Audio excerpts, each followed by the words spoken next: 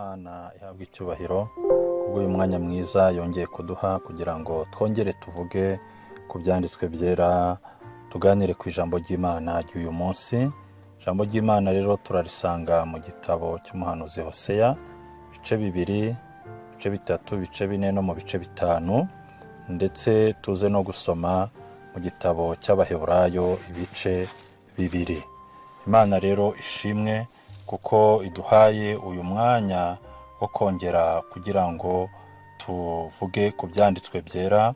Ijambo ry'Imana ry'uyu munsi dusanga cyangwa se twasomye muri ibi bitabo, muri rusange ni ijambo ryongera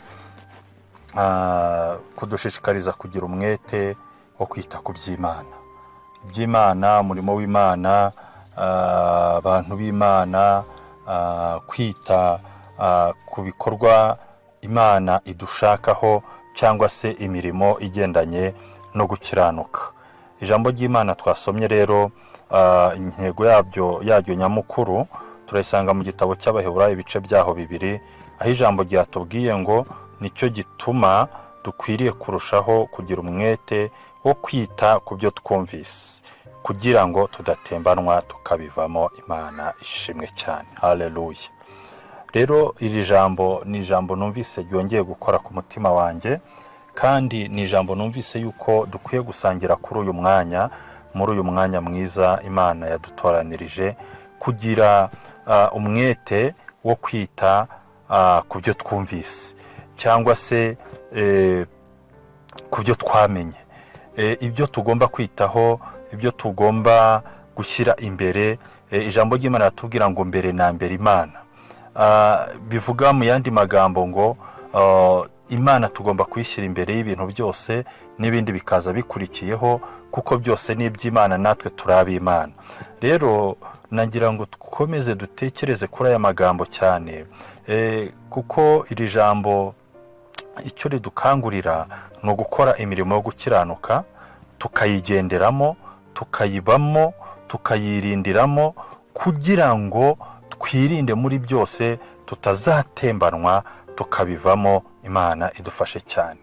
Ibitembesha abantu cyangwa se ibisubiza abantu inyuma birahari, ni byinshi muri iki gihe. Iyo urebye ijambo ry'Imana twasomye muri iki gitabo cy'umuhanuzi Hoseya, harabitwereka ibintu byinshi bishobora gutuma abantu basubira inyuma. Ari nayo mpamvu Imana yahagurukije Hoseya muri iki gihe cye, muri iyi myaka ya za 775 kugeza 725, nibwo Hoseya Imana yamuhagurukije kugira ngo yandikire ubwoko bw'Imana bw'Abisirayeli, ubwoko bw'Imana bw'Abayuda.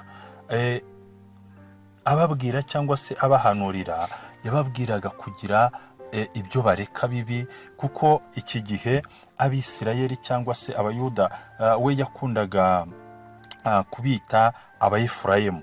Iyo yashaka kuvuga Abisirayeli yakoreshaga ijambo Abayefurayimu, ashaka kuvuga ko yababwiraga hano, ababwira ko basubiye inyuma, bakajya gusenga ibigirwamana, bakajya gusenga ibishushanyo, bakajya mu ngeso mbi zidakwiriye, harimo ingeso z'ubusambanyi, harimo imyitwarire idahwitse y'urugomo, harimo akagambane, ndetse abemeza ko bakwiye kwihana bakagarukira Imana yabo, kuko bari barayigomeye, bakareka kwizera kwabo kwa mbere, ndetse bakajya mu gusenga ibigirwamana. Ariko nubwo abana b'abantu basubira inyuma bagacika intege, Imana yo ni Imana y'urukundo, ni Imana itwihanganira. Ijambo riravuga ngo itwihangana idashaka yuko hagira n'umwe urimbuka, ahubwo abantu bose bakizwa bakamenya ukuri. Imana ishimwe cyane. Rero hano Hoseya Imana imubwira, yagira ngo imutume ku Bisirayeli ko bagomba guhindukira bakihana, aribo Abayefurayimu, bagasubira mu ngeso zabo mbi, ndetse imuhera igishushanyo ku mugore yarongoye wa maraya, uko agomba kumwihanganira ari umugore wa maraya. Amubwira ko n'Imana ibasha kwihanganira abantu bayo mu gihe bemeye kuyigarukira. Imana ishimwe cyane. Rero ibintu bitembana abantu, ibintu bituma abantu batemba bagasubira inyuma bakava mu byizerwa ni byinshi. Ni nk'ibi ngibi bose yavuze muri ibi bitabo twasomye. Imana idufashe cyane. Rero kugira ngo tudatembanwa, kugira ngo tudasubira inyuma, ijambo ry'Imana ryavuze ngo nicyo gituma dukwiriye kurushaho kugira umwete wo kwita ku byo twumvise. Imana ishimwe cyane. Bya bindi twumvise byo gukiranuka, bya bindi twumvise byo kwirinda, bya bindi twumvise byo kubana neza, bya bindi twumvise byo kwihana no kwezwa no gutungana, ibyo ngibyo inyigisho z'agakiza twakiriye dukwiriye kwirinda no kuzirinda, kugira ngo hatagira ikiza kigadusubiza inyuma tugasubira mu byo twavuyemo. Imana idufashe kandi Imana idutabare. Hari ibintu bine ngira ngo nsorezeho muri aya magambo,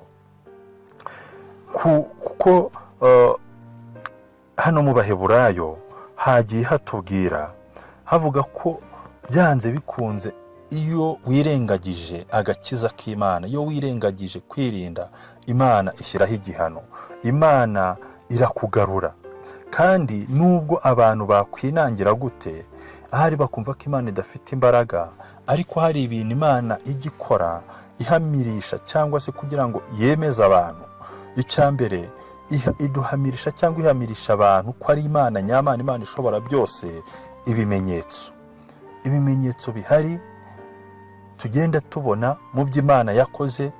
Iyo wanze kuyumvira no kumvira ijwi ryayo, urebe ibimenyetso, urebe ibitangaza. Iryo ni ijambo rya kabiri Imana yagiye ikorera abantu bayo. Ibitangazo byo yagiye ikiza abantu, abo yagiye ivana mu nzu z'imbohe, abo yagiye nawe ubwawe wumva aya magambo. Hari ibitangaza Imana yagukoreye, hari ahantu Imana yakuvanye, hari imirimo Imana ikomeye y'uburyo bwinshi. Ijambo rivuga ngo isi yose ni umurimo w'intoki z'Uwiteka. Rero ndagira ngo wongere utekereze, urebe aho uhagaze. Ijambo rivuga ngo iyo umuntu ananiwe kwemera no kwemezwa n'ibimenyetso n'ibitangaza n'imirimo Imana ikomeye igenda idukora mu buzima bwacu bwa buri munsi, hari impano z'umwuka wera. Izo nazo Imana igize ikoresha kugira ngo yemeze abantu bayo, ibahamirishe ko ari Imana nyamana ishobora byose, ishobora kuturinda.